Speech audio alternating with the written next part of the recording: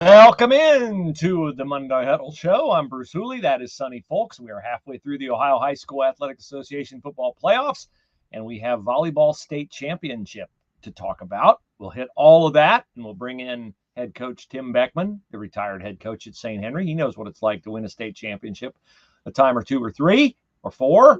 We'll figure it all out. But welcome, Mr. Folks, and we are down to our regional finalists. Hey, we're getting into it now. We're getting into it. I think the undercard is pretty well weeded out, and would like to thank the number of people over the weekend. We had just tremendous readership over the weekend, and a lot of people who came to our website for the first time were kind enough to drop us a line, drop us an email over the weekend, and so a lot of people who made comments about the tournament so far, about some of the teams that they have seen, a lot of questions about the teams that we saw over the weekend, particularly about Milton Union and Marion Local. I'll bet you there's more people from Lake County and the northeast quarter of Ohio that read and watched and looked at our coverage of Milton Union, or not Milton Union, but Marion Local on Saturday night than people from Mercer County itself. So there's a lot of interest now from this point on. You're getting into the regional finals this week, state semifinals next week, and this is the good stuff from this point on. No doubt about it. So when we like to talk elite high school football, we bring in somebody who has coached some elite high school football and won it all, and that is the former St. Henry coach, Mr. Tim Boeckman. And Mr. Boeckman, I'll get the overlay off the screen there so we can see your handsome face, and we welcome you into the Monday Huddle. There you go. How you doing, my friend? Doing great. Good evening, gentlemen. Tim, good to have you with us. And, I know you and I, a lot of people dying to hear about Marion Local. Now they have won 13 straight. They've got 9 shutouts this year. You and I were on the sidelines and watched them on Saturday night. I know a lot about them. You know 5 times what I know about them because you coached about them all those years. Why don't you give people what they want to hear, and that is, how good is Marion Local? Well, they're a team, Sonny. We've talked quite a bit. They're kind of undersized, but they're so quick. They run so well. They're just so well coached. They play outstanding defense. I heard going into the season, Tim Goodwin said this may be the best defensive team he's ever had, and it may be. They really get after it defensively. They make you earn everything you're going to get offensively against them. Then offensively, they are just so efficient. They run the football so well. They take advantage of situations, and they are just solid up front offensively. And their special teams, they have an excellent kicker. Haven't seen their punter much. Can't tell you much about him, but I tell you what, they are solid in just every phase of the game. And Tim does such a great job during the game and his staff of making adjustments and taking what the other team gives him. And the other night against Versailles, that was really a hard-hitting, solid football game. It was. And those two teams really got after it. And as the game went on, Marion realized some things they could do and took advantage of it and took over in that second half. And that's just what they are. They'll feel you out early. They don't make mistakes, and they wait for that situation to jump on you before you know it. You're on that running clock, and there you go. You made a good point a moment ago when you said, alluded to the fact that they'll see what they have to do adjustment wise and be able to do it. But the thing that's impressed me, and we talked about this the other night a little bit, is how confident this team is and how patient this team is. Just to, as you say, wait out the other team for a quarter or a quarter and a half, see what adjustments they have to make, even if they get down a score, which they did the other night. They immediately, Versailles came down and put up a field goal on them. They're down 3-0. Not that that's a big score, but they're just patient. They don't panic. If they're down a touchdown or two, they're not particularly worried about it. Exactly. We talked about going to the ball game. Went with my son and a couple other guys, and I said I'd be interested to see if Versailles would score first, and they did, and it didn't faze them one bit. No, they came right back, did what they had to do. And Versailles went right back at them again, had a chance, missed a field goal, had some other opportunities, and Marion just hung in there, and And as I said, as that game progressed, they were the better team, and that's just how they play. They do such a great job. They don't have a sense of urgency where they got to do things fast. As we said, they adjust and they just play such solid football in every phase. You know how important it is not to turn the ball over. Now they did lose a fumble early in that football game the other night, and again that they didn't panic for that. But I was surprised they fumbled. I'm surprised they turned it over because I haven't seen that from them this year. I've seen it in teams in the past, but this year it's a different team. He's got a lot of senior leadership on there. He's got a lot of kids that have played a lot of football. It's front page news when they turn the ball over. No doubt. And the thing that they've gotten, Tate Hess at quarterback has really developed as the years progressed. And they haven't had to throw the football a lot, but when they do, he's been pretty efficient. And that's all this team needs is someone like that. And we've talked about their linebacker play is just phenomenal. Yeah. They are just so good at those four linebackers. And their front does a great job of controlling people, taking care of gaps, and it frees up those linebackers. Oh, my God, they're unbelievable. Tim, your experience at this, what is the protocol for determining which semifinalists, once we get through the regionals, which semifinalists play each other? Is that predetermined, or we're looking at a possible, half of a Division VI field here of Marion Local and Kirtland, which have a long history together in state championship play? But are we sure that those two teams would play in the state championship game? What's the possibility that they'd play in the semis? Is that predetermined, or do they figure it out after the results of Saturday night? In a lot of cases, at the end of this week, before they go into this game, they'll come out with the semifinal pairings. And I really doubt if they would cross and match up Kirtland. Usually they're going to go north-south or they're going to go east-west. And a lot of it has to do with proximity sometimes. And also, as I just mentioned, I think a lot of it has to do with, possibly what would be the excellent finals matchup. And I think everybody, the Kirtland Marion Local would be an outstanding matchup. But, hey, there's other teams that are involved in this too, so we'll have to see how it plays out. But it's not predetermined, but I think in the back of their mind, and I said usually by the end of this week, they're going to let you know so you can do some scouting for next week and get ready for that semifinal game. So here are the other semis in Division VI. Kirtland up in Northeast Ohio takes on Mogador, two undefeated teams, 13-0 Kirtland, 11-0 Mogador. In Region 22, we got Columbia Station against Columbus Grove, and that one's being played at Clyde. Then in Region 23, that's Fort Fry against Bel Air. Fort Fry 12-1, Bel Air 9-4. So I'm looking, you'd surmise that might be the Fort Fry winner against the Marion Allen East winner? It could be. And I think and if they wait, it would be probably a Columbus Grove and a winner of the Marion Local Allen East game. Okay. If they would wait because of the proximity there. But I said in most cases, they like to come out with this week, but you never know what the state's going to do. We all know that, and we'll see how that plays out this week. Well, we have another couple of local teams that are also chasing a berth in the Final Four. We dropped down to Division VII, and we've got one game that's going to send somebody that we have covered since the inception of Press Pros 13 years ago to the regional to the Final Four. Fort Laramie 11-2, the second seed in Region 28, taking on New Bremen, the fifth seed. New Bremen is 10-3. That game will be played at Sydney. I saw New Bremen take out the top seed Ansonia on Saturday night. Phenomenal game in the snow. New Bremen really had to score every time they had it because they didn't have it very much. Ansonia ate up the clock almost the entire second quarter, almost the entire third quarter. And David Homan, Hunter Schaefer, Ben Saylor, they all got it done at the end. And Chris Schmidt and the New Bremen Cardinals are still in play for their second state title in 3 years. That game Saturday night at Sydney should be a heck of a ball game. I had a chance to see Fort Laramie play earlier in the year, and I've had a chance to see New Bremen play, and that could be a high-scoring affair. Fort Laramie can, and a lot could depend on the weather too, but Fort Laramie they like to throw the football. They're more of a passing team. Bremen's a little bit more balanced, and I think it sounds like David Holman is back to normal. Hopefully he's healthy. That makes a big difference for New Bremen. That's just going to be a great football game. And I think the one that comes out of that's going to have a real good shot at moving on to the state championship game.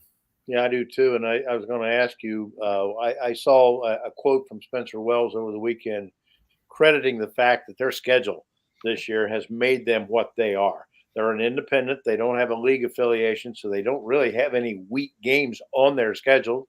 They have played as high as Division III with Dayton Dunbar in the Dayton City League. They have played the best around here in terms of Division 6 and 7. And for instance, they played Minster twice. They have played Lucas, state finalist 2 years ago. They have played Eden High School from up in Northwest, and you know a little bit about them because Bob Olwin is the coach there now, who was at Versailles about a decade ago. So they have played a good schedule with Newark Catholic and teams like that. How important do you think, and how much has that got to do with a place like Fort Laramie, who doesn't have a MAC affiliation, it doesn't have a league affiliation? They just get on the bus and go play, and yet here they are in the regional final. You know, I think that's very important. You mentioned the team. I think that could be there is at Newark Catholic. You know, you look at their schedule and teams they played, and I believe they beat Fort Laramie. Roughly, it was at like 35-6 or something like that during about middle of the season. Ever since then, Laramie's been on a pretty good run. But yes, when you get on the road and travel like that and all those different situations, I think it gets your team adapted. They're not going to be, you know, overwhelmed any place they go, what they get into. And that means a lot this time of the year. New Bremen's going to be the same way. You know, they've been there. They know what it takes. And I said that game Saturday night, to me, lines up as just being an outstanding football game. Now, I'm going to ask you a question because I've asked a number of coaches. I've asked Bill Neese this, Steve Nolan this. About playing at home as opposed to playing on the road. Is it tougher to play on the road? I would think it would be. Now, in college, they always say, well, or the pros, it's always better if you can sleep in your own bed at night before you play. It's not quite that way in high school, but there is that degree of unfamiliarity and just being out of your element a little bit. A lot of coaches say it doesn't make any difference. It has nothing at all to do with it. And I think they're lying to me because I just think it's not easy to get on the bus and travel 2 or 3 hours and play. You've been there. You've done it. I value your opinion. What is it? It's definitely to play at home is a great feeling. But sometimes I've always said that sometimes when you get out of that comfort zone, you get a little bit more of an edge. And when you travel, and you got to talk, we always talked about traveling. That's why I always like to get one scrimmage where we had to travel some distance. And I think you got to prepare a little bit for traveling also. It's how you travel. You're going to play in the way you travel. I'm a firm believer in that. As I said, sometimes when you play at home, you don't quite have that edge. You get maybe too comfortable. And I never had any issues with traveling. But, if you had to pick your choice, I'm sure you like to play at home. But the thing you've got going now in most of these cases, the travel, the logistics are usually pretty decent for you. And you're going to great facilities. You're playing on nice stadiums, good turf fields. And that's big for these kids, especially these small school kids don't get a chance to do that. And I'm sure both these teams are looking forward so much to playing at Sydney on Saturday night. Mm-hmm. Yeah. I was so impressed with New Bremen just hanging in. I mean, it can be very demoralizing when you're playing in a game that's just bitter cold and snow, and Sonia is just grinding you 17, 18 play drives, and you're not getting the football. And when you get the football, you got to score. And New Bremen had 2 touchdowns called back by penalty on 2 separate drives. They had another dropped interception that would have likely been a pick 6. So they had every reason in that football game to give up. They faced 4th down twice on their final drive, and they just made every play they had to make. I was just so impressed with their poise and the fact that they pulled that game out. And I was chatting with David Homan after the game, and I said, do you think you caught some people by surprise because you're a 5 seed? And he said, yeah, well, a lot of people might not take us seriously as a 5 seed, but we play in the MAC, and we play a tough schedule and all that. And I looked at him, I said, well, this might be a good luck charm. I said, Versailles was a 5 seed last year too, David. And he said, yeah, I like that. So, yeah. So Versailles last year went all the way as a 5 seed in Division 5. And I wouldn't bet against New Bremen or Fort Laramie doing that this year out of Division 7. Laramie, of course, is a 2 seed, and they've had a great year. We talked with Spencer Wells in the preseason, Sonny, about how hard it is to be an independent, just to get games. I mean, you not only have to get games, that's hard enough. Yep. You have to get games that prepare your team for the playoffs. A lot of times you can get games against teams that are either way, way better than you and want to schedule a win, or way, way worse than you and don't really give you a look. So for Laramie to be 11-2 and to be, playing as well as they're playing here at the end of the year is a real credit to Spencer Wells. Tim, I got a football question for you. Somebody Yes. wrote to the website today about the Bremen Ansonia game the other night, and they brought up just to the point that Bruce just made about 17, 18 play drives. And this person said Ansonia can't throw it a lick. And had they been able to mix up and diversify their offense a little better, he said, I don't think that game should have been close in the fourth quarter. Now, Bruce was there and saw it. I wasn't.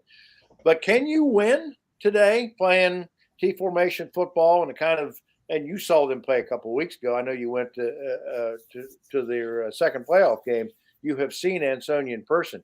Can you win playing that close to the vest in today's high school football?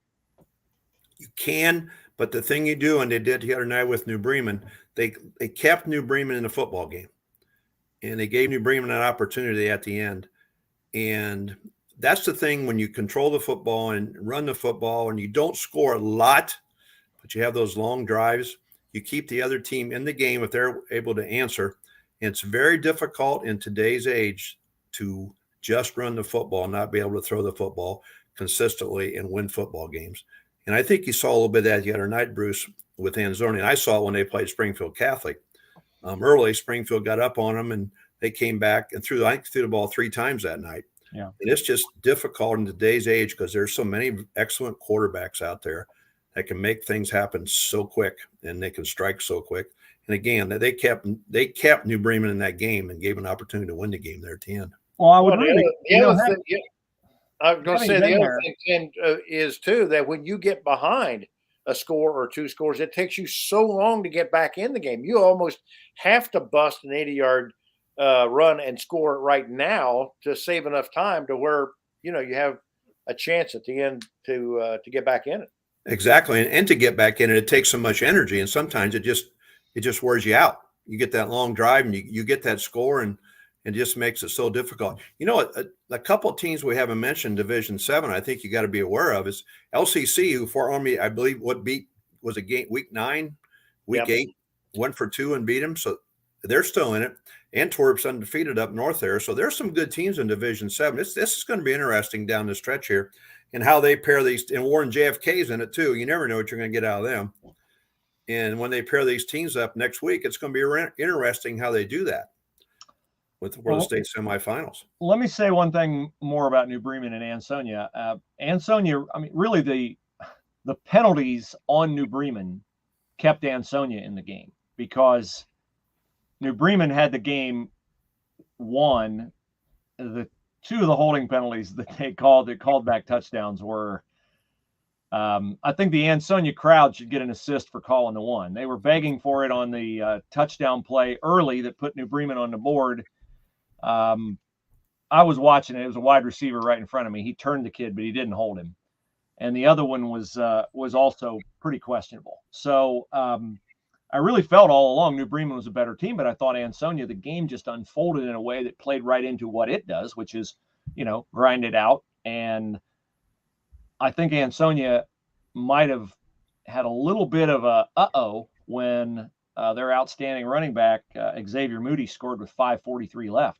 Because I thought, well, if New Bremen's got to fall behind, that's perfect. Because now they have time to be a little bit, not slow, but purposeful. They don't have to rush, get down the field. They don't have to throw a lot. They can run a nice New Bremen drive, choke the clock, and give Ansonia no time at the end. And that's just exactly how it played out. So let's switch to our Friday night games, gentlemen, because we have Tippecanoe against Hamilton Baden. Friday night, that game will be played at Trotwood. Baden's the number 1 seed. They're 13-0. Tip is 11-1. They're the number 3. And what a game I saw. Tip against Western Brown. We'll get to that in a moment. And then also Friday night, a rematch of an early season game won by Milton Union, which is 12-0. And that loss is Valley View's only loss. Milton Union and Valley View matching up for the second time this year. Tim, if you were coaching in that game, Milton Union and Valley View, would you rather be coaching the team that won round 1 or the team that lost round 1? Sure, you want to win, but you probably would rather be the team that lost. No, that's a good question, but no, that's going to be a great football game. I'll tell you, those two teams are outstanding. They're very well coached, and that's a toss up in my book. And I haven't had a chance to see either team play, but I hear you guys talk about it. I've talked to Sonny quite a bit about those teams, and that's just going to be an unbelievable football game with a great crowd. That's going to be outstanding to watch and see. Milton won the first one, second week of the season, 24-14 at Valley View. So I'll answer my own question. I'd rather be the team that won the game because I figure if I won it the first time, I got better players and my guys believe they can beat them. If I'm on Valley View's sideline, I got to make my guys believe they can beat Milton Union. Well, I'll add this to it. I think, and I've been asked, I heard this a lot today because I was at the game Friday night, and I was in Troy today, ran into some Milton Union people, and they said, "What do you think about the game Friday night?" And I'll say this: that team is the most confident team that I have seen in 2, 3, 4 years. You got to get a Marion local team with what they have done to match the kind of confidence and experience and just senior leadership. And Tim, we've talked about that. Bruce, we've talked 18 seniors on that team. Yeah. And I don't mean guys, carrying water on the sidelines. I'm talking about guys that are out there playing in significant positions. And I saw this the other night. Brookville's a good team. They come in there, 9-1 in the regular season. They'd won a couple playoff games. They're 11-1. A few of those people were upset with me because I picked Milton to beat them by 3 scores, and they told me so. You got to respect the fact that we play a good schedule and da-da-da-da-da-da. And Milton came out and had them 24-0 in the first quarter. I mean, they just take care of business, and they're very mature. And so to the point of would you rather be the team that won, I know they want to be the team that won the first game because they're not particularly concerned about what Valley View is going to do to them. They're more concerned about what they're capable of doing to Valley View. It's that kind of team. And, Tim, I know as a coach, you'd rather have that going for you, guys that just are that confident in what their ability and their mindset between the ears about going out and competing and no fear of losing. Well, there's no doubt about that. And you mentioned the senior leadership on these teams is so important. And you look at all the good teams in the area, the senior leadership. Look at David Holman, New Bremen. You look at Fort Laramie. You look at Marion Local. All those teams are just loaded with seniors that are outstanding players, outstanding individuals.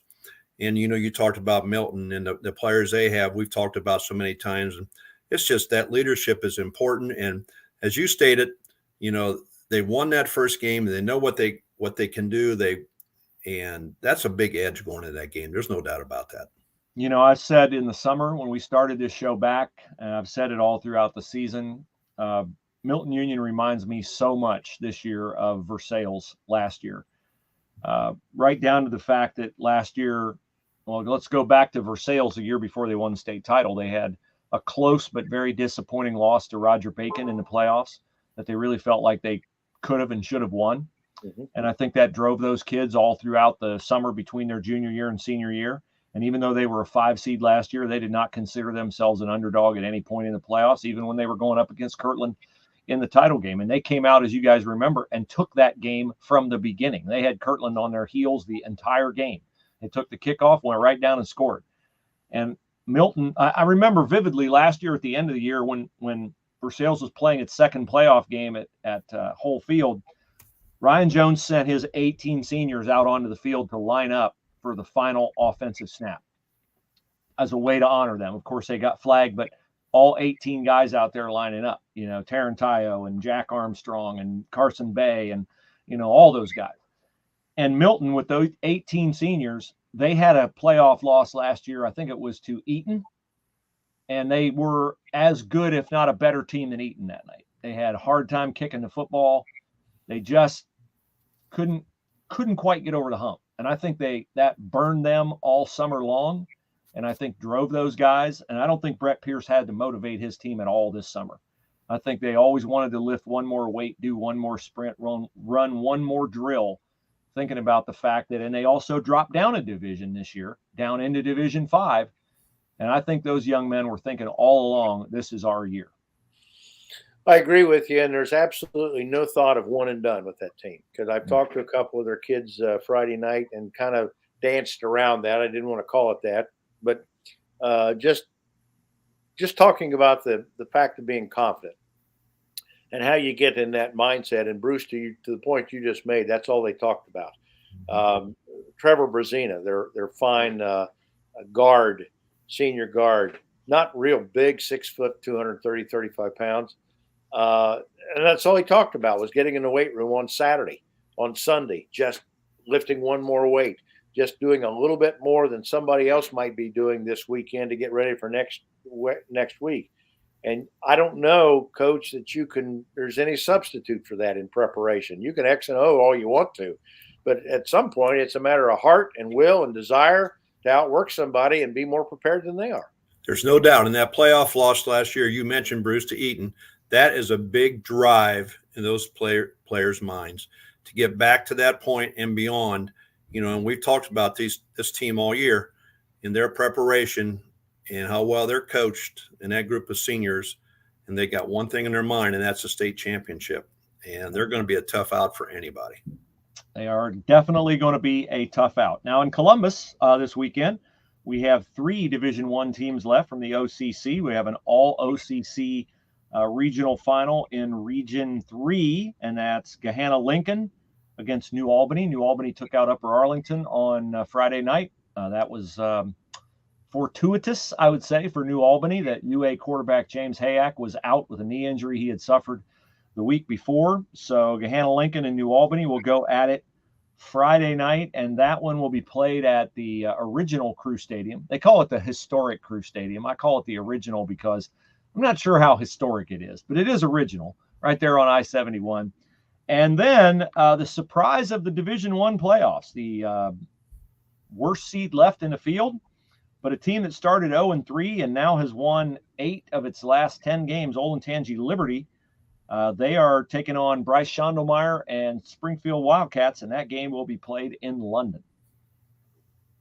We also got to talk, before you forget it or one of us overlooks it, about what Tip did the other night. Well, we're going to talk about it, definitely. From Western Brown. And, again, I was in Troy today and around some Tip City people, and I mean, they have got playoff fever down there. Just the second time in the history of the school that they've been to a regional final, and don't want to make the same mistake. I heard this a couple times today. Don't want to make the same mistake we made from the last time they were there and lost to Trotwood a few years ago. This is a team of kids that really believe in themselves. Of course, they're coached differently now than they were then. Charlie was the coach then. Matt's the coach now. And Coach, I'll just lay this out to you. What kind of respect do you have for somebody that had to replace 19 starters off of last year's team, did it this year with JVs and guys just second on a depth chart last year, come in this year, and here you are in the regional finals. That's amazing, number one. Coach Burbacher does a great job. And to replace all those seniors and to the credibility of what they've accomplished this year is just amazing. It has so much to say about their system and about their preparation and about the work he gives those kids that aren't starting on Friday nights, the work the backups get during the week, and he gets them into ball games and they get that opportunity. That means so much. And so many coaches, they overlook that point to work those young players into ball games and get them some work. And Coach Burbacher just does an outstanding job with that. And that is a team that's going to be reckoned. And, they played Baden, and I haven't seen Baden either, but I saw what Baden beat Walpole, I think 16-9 Friday night. And Baden's going to be a solid team for him. I look at Walpole. Marion beat Walpole in week 1. Walpole is a very good football team, and Tip's going to play Baden really tough. And we talked about Baden a little bit today. They're always solid, but you just can't count Tip out. And this team and what they've done there is just amazing. I want you to talk about quarterbacks for just a second, because you've had Bob Hoying. You had Tom Hoying. You had your son, Todd. You've had good quarterbacks. You've coached good quarterbacks. And the appreciation I know that Matt's got for Liam Peronsky, who he says he's as good on the field as I would be or my dad would be in the huddle. If there's a question about what to do next, I would trust Liam Peronsky with everything we have because he's that mature. He's that smart about the game, and he's that well respected by his teammates. It's so important to have a quarterback that is so tuned into the game and to give him the opportunity, and I'm sure Coach Burbacher does this, to change plays at the line of scrimmage, because you're getting so many different looks today defensively. It's not just the base 4-4, the base 5-2, or the base 3-5, whatever they want to call it. They're coming at you from different angles at different times. And if you got a quarterback that can see that and make adjustments to that to line of scrimmage, that is a weapon that is just amazing that a lot of high school teams don't have. If you've got that solid quarterback play, it makes you an outstanding football team. Well, that is definitely what I saw in that game Friday night, was solid quarterback play. Let me run through some stats for you guys. And if you're watching the show live, we appreciate it. You can ask us a question, type it in on Facebook, and we'll see it. So for Western Brown, and we knew going in, this was Drew Novak, the 6'6" kid who's number 3 all-time in Ohio high school passing behind the Mock brothers. 13,000 passing yards he surpassed on Friday night because he threw for 394 yards against Tip. They run that fast-paced, soon as the ball is placed, they're ready to run another snap. I timed it. They were running a play 12 seconds after the end of the previous play. 12 seconds. And Novak can also run it. He had 132 yards rushing and 2 touchdowns. So he had 526 total yards. And he got his team out to a 14-0 lead. And Tip was scrambling. I mean, they were really scrambling. Western Brown's going for it on every 4th down and making it. And it just did not look good for the Tip Red Devils.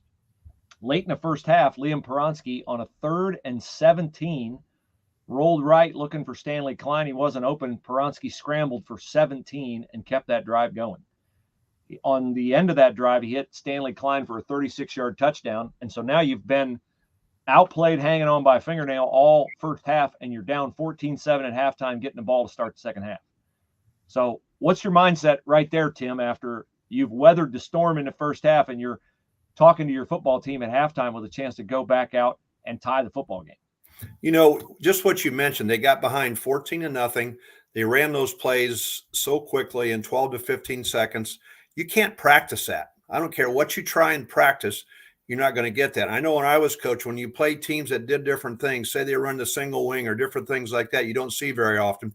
You want to survive that first quarter, get into the second quarter. In some cases, you're going to be down, and hopefully you can get that score before halftime and play decent defense, which it sounded like Tip did. And then they put themselves in that opportunity at halftime to go in there feeling really good about themselves, and they came out, and that was an excellent second half from what I understand. And that quarterback, as you said, the quarterback play, and a play like that is just something you don't teach, something that happens, and it makes you look like an awful good football coach when you get a quarterback like that. Well, Tip got a couple breaks at the end of the half. Western Brown's moving, ready to score again. Pass right in the kid's hands, off his hands, right into a Tip kid's hands. Tip had the ball with 1:09 left at their own 15, and Western Brown got one timeout. Well, Tip threw it twice. They had the ball for 32 seconds. And Western Brown got it back at midfield, and they threw one pass, and they're down at the 12-yard line. And the officials, they're out of timeouts by now. The official called the receiver down by forward progress before he went out of bounds. So they're running the clock, and they had to hustle to the line and run a play. And I don't really think they got their bearings and got a chance to really run what, they wanted to run. And they threw it into the end zone, kind of if you can have a Hail Mary from the 12-yard line, it kind of was, because it was into a lot of coverage, and Tip intercepted that. So they dodged a bullet, and Matt was laughing after the game about, we didn't manage the clock as well as we could have there at the end of the first half. He knew he got away with one. But the interesting thing is that on that kind of argument about starting the clock and ruling that the kid's forward progress was stopped as opposed to him going out of bounds and stopping the clock and having all the time you want to run the play, Western Brown's coach got an unsportsmanlike conduct penalty. So now Western Brown is kicking off from the 25 to start the second half, and they don't have a kicking game at all. So Tip started their third quarter drive at the Western Brown 40. So they only had to go 40 yards to tie it, which they did. And then it was back and forth, back and forth. Tip scored touchdowns on all five, their first 5 second half possessions. And Liam Peronsky put it away with touchdown runs of 46 and 56 yards. He accounted for 400 yards total offense, 163 through the air, and 19 carries for 237 yards. So what you guys said about Liam Peronsky, he showed it on Friday night. He delivered big time. Matt's told me that more than once this year. He said, you know, if I'm sick, if I can't make it to the game, something happens to me, I would call Liam and said, just take over. And I think he'd be fine. And certainly what you just shared is the proof of that. We need to do a little business here. Take a second to recognize the fact that we are brought to you tonight by the Skynet Rural Internet Company in downtown Piqua. Right here on Main Street. Give them a call if you got bad rural Wi-Fi service. They can help you out in Miami, Shelby, Dark, Preble, Logan, Clark. They even go into Champaign, Auglaize, Mercer County. Give them a call at 937-773-0998. The Grissom brothers, Mike and Craig, they're going to answer the phone for you personally, and they will help you. They certainly done a good job for me at my house. And they have loaned us facilities here in downtown Piqua, so we no longer have any issues with bandwidth or dropping interviewees like Tim Boeckman tonight. So we certainly appreciate them. But Skynet Internet Service in downtown Piqua, sponsors of the Monday Night Huddle Show. Now, before we flip over to volleyball, I want to ask you guys if, as I understand it, you were both at Wapak for the Marion game. And Sonny, you said Marion had a couple kids banged up in that game and that they were going to learn more on Sunday. Do we know anything about the status of the young men you talked about from Marion who might have gotten a little bit or maybe more than a little bit injured on Saturday night? Nope, apparently fine. Just a hard-hitting game on a cold night. And sometimes, you know, when you hit the ground or somebody hits you, you know, when you don't have the normal the flexibility that you have on a 70-degree night, I think that takes a toll on you. And I, Coach, agree or disagree. Very few games I've seen this year where teams hit each other as hard as what they did the other night. Particularly, I thought Versailles came out and said, we got nothing here to lose. We're going to bang on you. And they really did. Yeah, there's no doubt. That was one of the hardest hitting games I've seen all year too. And I haven't heard anything about Marion, so I'm sure they're okay. And those kids, they're going to play. There's no doubt they're going to play this week. No question about it. Well, we had a big MAC weekend at the state volleyball Final Four at the Nutter Center. New Bremen comes out with 2 straight set wins. Am I right? Or did they have to go to 4 games in the semifinals? 4 games in the semifinals, and they swept it in the finals. So that's 3rd state title in 5 years for Diana Kramer and the New Bremen Cardinals. Right, 3rd, and then of course that's their 5th in 6 years trip to the Final Four, and or the finals. They've finished runner-up twice. And you know, the guy that's sitting right beneath us is the one that he hired her at St. Henry, and she says he's the guy that ran her off when she took the New Bremen. How'd you let her get away, Coach? How'd you let her get away? I'd like to know the real story there. I think that was a move through a marriage that developed. So that's okay. You know, I just think so much of Diana. The thing that she's done at New Bremen is she's changed. We talk about culture all the time. She has went in there and changed the culture there. And look what it's done for all their other sports. I think she has had a lot to do with that. You talk to Bremen people over there. She has been so important over there in the development of that.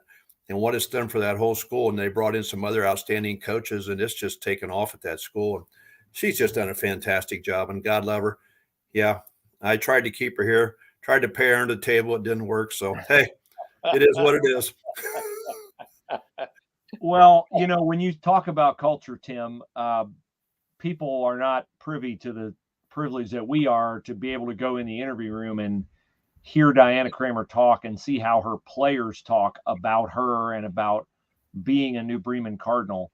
And boy, there is something very, very elite about the way she has built a culture among those girls. They play really, really hard for her. They hang on her every word. They crave her approval. She has their attention like in the palm of her hand, and she loves her kids. It's really unique when you have a coach who can do all those things, and that is so apparent in her relationship to her team. And not only that, Bruce, she invited me up to her summer camp a couple of years ago. Here in the middle of July. And I stuck my head in the gym there one day.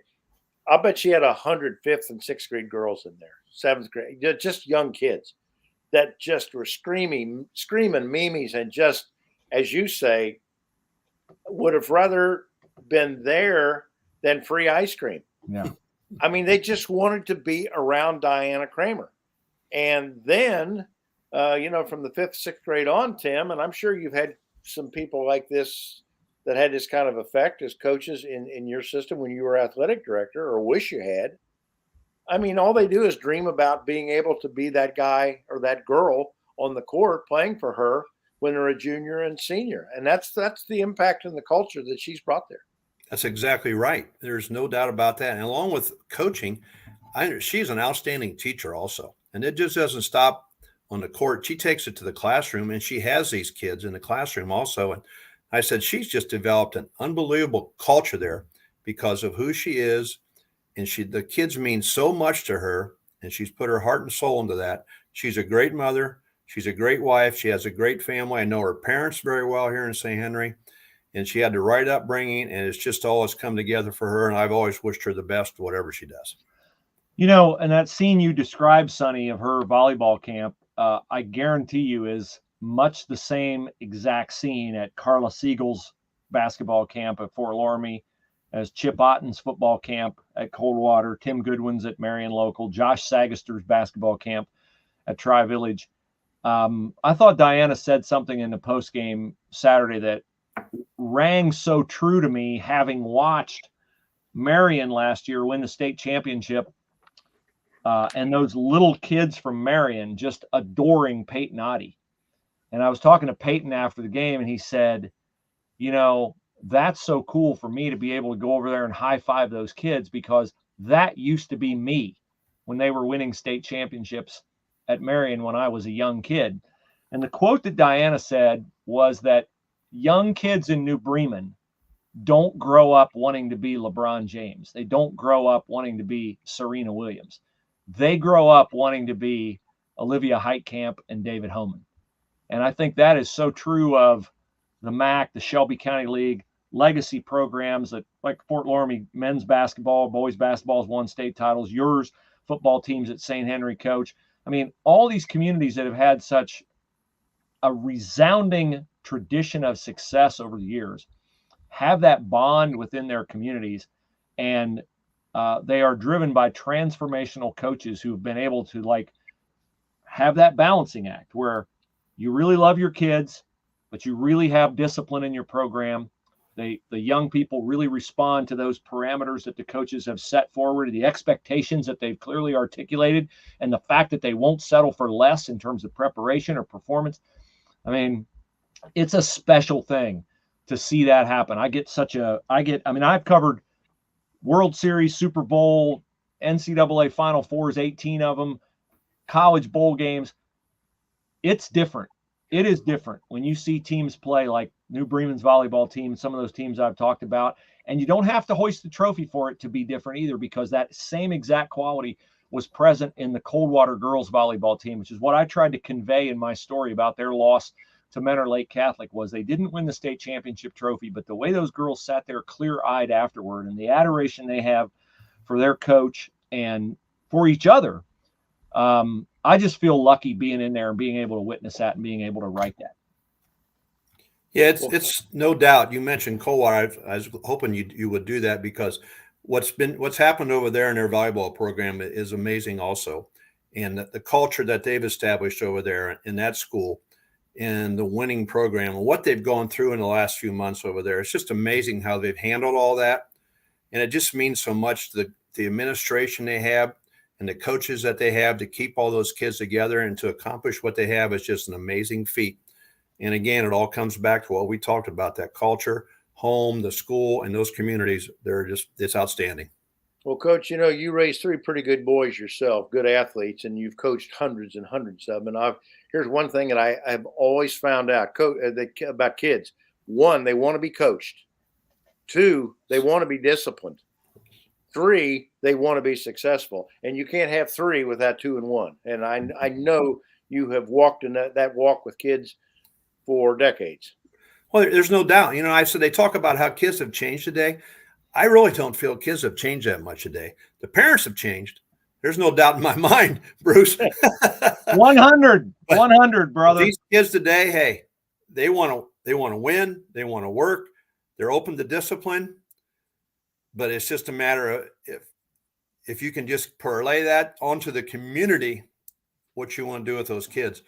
And it's just a different world. It'd be tough for me to coach today. Social media it's crazy stuff. Some of the things going on there, but no, we're very fortunate in this area, and it expands out not just here, but you go to the Tips, the Miltons, those places like that.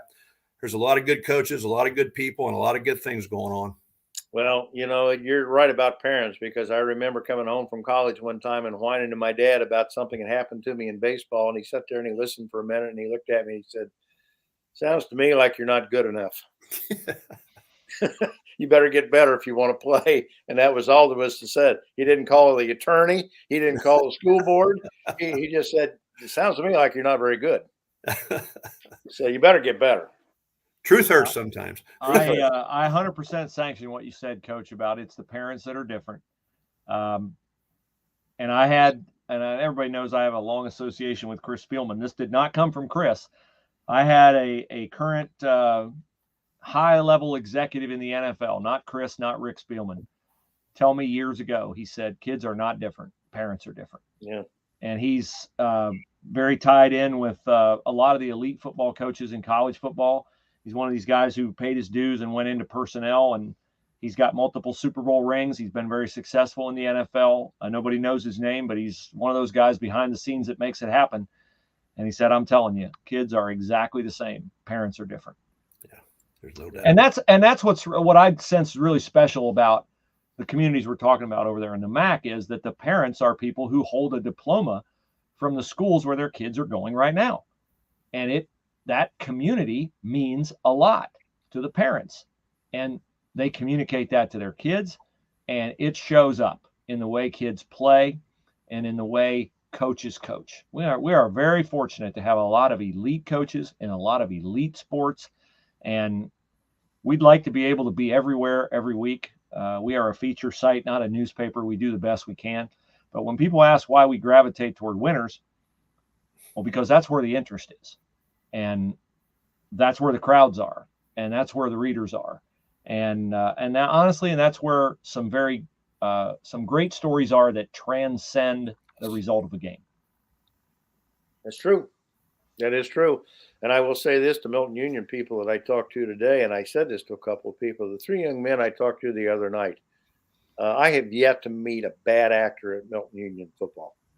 You talk about Trevor Bozina, you talk about Blake Broomball, Cooper Brown, Mike Elam. Those kids are all yes, sir, no, sir. Thank you for coming to see us. Thank you for covering us. Thank you for the opportunity of an interview post game. And that's just a hardworking community that of parents, two-parent homes, like we talk about all the time, that teach their kids values and character and sportsmanship and all the kind of things that they don't expect coaches to do that. But, the kids know when they get there, this is how you're supposed to act. This is how you're supposed to behave. And this is, you can't expect to get better and learn anything if you don't listen. If you've got the answers, then you're in the wrong place. And we talked about Milton being driven by that disappointment of last year. People forget Mike Elam didn't get to play in the playoffs last year. Mike Elam was hurt. Yeah. So he's carrying the mail for Milton right now, and he's even, Sure is. if possible, even more motivated because he did not get to be a part of that playoff run last year because of an injury. Coach, I want to thank you for taking the time and being with us tonight. It's just a slice of heaven to have you on here talking football. You know, I enjoy the heck out. You know, one thing you mentioned, Chris Spielman. How about them Massillon, Washington? They're still there. And Yep. as Spielman and Moshe would say, the paper tigers. Are they going to be able to get paper tigers? Paper tigers winning those poll titles, but not on the field. Exactly. Yeah. They might be turning it around in Detroit. I see they won yesterday. That's the second win in a row they've had. Yeah. So yeah. So we'll see how it goes. There's a lot of good games. You know, you mentioned Springfield in Liberty. That's Schondemeyer. There's a good story there too. So yes, a lot of good things going on this weekend. You bet. You yes, bet. there are. Well, we look forward to our weekend with you at Canton in 3 weeks, my friend. So much so here. Looking forward to that very much. Well, we have to have you just to keep us out of trouble. Well, there's no doubt. All right, Tim. Thanks a lot. Great to see you. You're welcome. Thank you, guys. You enjoyed it. Good night, Coach. The one and only Tim Boeckman. All right. You got Reader Speaks? You got Reader Speaks letters? Look, I say this to people all the time. We couldn't be more fortunate than to have people like Stan Wilker when he was with us, and Tim Boeckman as colleagues on this site and for shows like this tonight, and all that he adds as far as public relations to all the schools and the people that he knows. Because when he shows up, he's instant credibility as far as football goes. 4-time state champion, great family man. Coach, father, husband, that man's got it all, and a great personality as well. He has as much fun as you're allowed to have. So, yes, indeed. Good guy. Any Reader Speaks comments before we bid everyone adieu? Well, a couple things here that I finally opened the mailbox over the weekend to see, because we've been traveling and been doing a lot over the last couple of weeks, and here, lo and behold, is about 40 emails that we had pertinent to our column a couple of weeks ago about the expansion of the playoffs and some of the questions that I raised. And we talked about here on the show about one's playing 16 and the number of 3 and 7 teams, 2 and 8 teams, and one and 9 team that made the playoffs. Mm-hmm. And here's about I don't know. I bet you there's at least 3 dozen comments of people that had the same perspective about it as what we talked about. And I want to share a couple of those with you here today. This comes from a gentleman in Pataskala, Ohio, who wrote to say that the fact that someone justifies losing is all you need to know about the leadership of our schools, our state, and our country. Ouch. Yeah, I know that view's out there. We've talked about how we've made our opinions on the expanded playoffs very clear. We don't feel like it's necessary. It feels like a money grab by the OHSAA. There are 56 teams left in the playoffs. And there are 2 that are left that would not have been in the playoffs if they had 8 in each region. There are 2 number 10 seeds left. 1 number 8, 2 6s, 3 4s, 11 number 3s, 13 2s, 13 2s, and 21 number 1s. So we got some upsets. Xenia got knocked out by 15. It happens. And it's kind of like the NCAA tournament. You get a couple upsets in the first round. People geek out about it. But when you get down to the Sweet 16, Elite 8, it's pretty much chalk. So I don't think it's a good message to send that you can go vastly under 500 and make the playoffs. But I've said that from the beginning, and I don't want to, as my friend John Cooper used to say, beat a dead horse to death. Well, I took some time this afternoon in preparation for tonight just to look at how many 7-3 teams are still in the playoffs. A surprising number are not. Mm-hmm. Now, 7-3 used to be sometimes an 8 seed, but you pretty much had to be 8-2 at least to be one of those top 8 to make it. And the fact that 7-3, there are hardly any of them around after 3 weeks of football, and 7-3 is a pretty good season. But here's what it tells me. And somebody asked me today, and I was getting my car serviced, and somebody from West Milton asked me, "What do you think about the football team?" Here's exactly what I think. I think they're a great bunch of kids, 13-0. We talked about the 18 seniors. We talked about their skill. We talked about their experience. We talked about their maturity. But the same can be said about Brookville the other night. They're 11-1, but you don't know what 11-1 means anymore because of all those 7-3 teams that they beat that aren't even around anymore. They're not here on week 13 of the playoffs coming up this week. Those teams are all gone, which tells me something about you got a few good teams, like I wrote about in August, the haves versus the have-nots. There isn't very much in the middle anymore. And it says something about the state of high school football when 7-3 teams and 8-2 teams in some cases aren't there anymore. Pick was not there anymore. Troy was 7-3 team this year, and I gave them credit. A lot of credit for the fact they start 1-2 and looked horrible, and suddenly flipped the switch and finished 7-3. And people say, "Well, there's a team that's primed for the playoffs." Nay. Mm-hmm. I mean, they go out on opening night against Anderson and just get thrown off the field with the forward pass like they did against Anderson. So it's awfully hard to say how good Milton Union is right now. I think they are. I think they're one of the best teams that I've seen this year. They and Marion are one of the two best teams that I've certainly seen this year. But it's hard to gauge a Milton Union or a Brookville because Brookville plays in the Southwest Buckeye League, and I looked at their schedule and I looked at the cumulative records, and really ain't very good. A lot of 3-7s, 4-6, 5-5s. So this is the state of football. And when somebody writes in and says, and then to your point, here's one of the very first ones here that came in. A 3-7 record in the playoff is an embarrassment to Ohio high school football and a slap in the face to teams that are coached to a higher standard. And then another gentleman who wrote says, "We're sending the wrong message to athletes. How do you justify a losing record making the playoffs? Whoever thought that was a good idea," as this guy said, "never met my dad." Well, his dad must have known mine because he would have said the same thing. And as you said to me this afternoon when I shared these with you, it does sound like sour grapes. It sounds like old men saying, "Get off my grass." Mm-hmm. But the fact is that this is still a standard of excellence in America that a lot of people are going to take the grave with them. And they're still teaching their kids. We still teach their kids. It's like Dad said to me one time, if you want to play, you better get better. Yep. If you want to be recognized, you better do something that's recognizable and not just show up, roll out of bed as an incentive to show up because you made the playoffs with a 3-7 record. So I think this is a question that's going to dog football and coaches and players and administrators because people really do want to know at the end of when this is all over. And there's no question about Marion Local. They've won 12 state titles. Milton has never won one. And the only way that people are going to justify how good they are is by getting there and getting it done.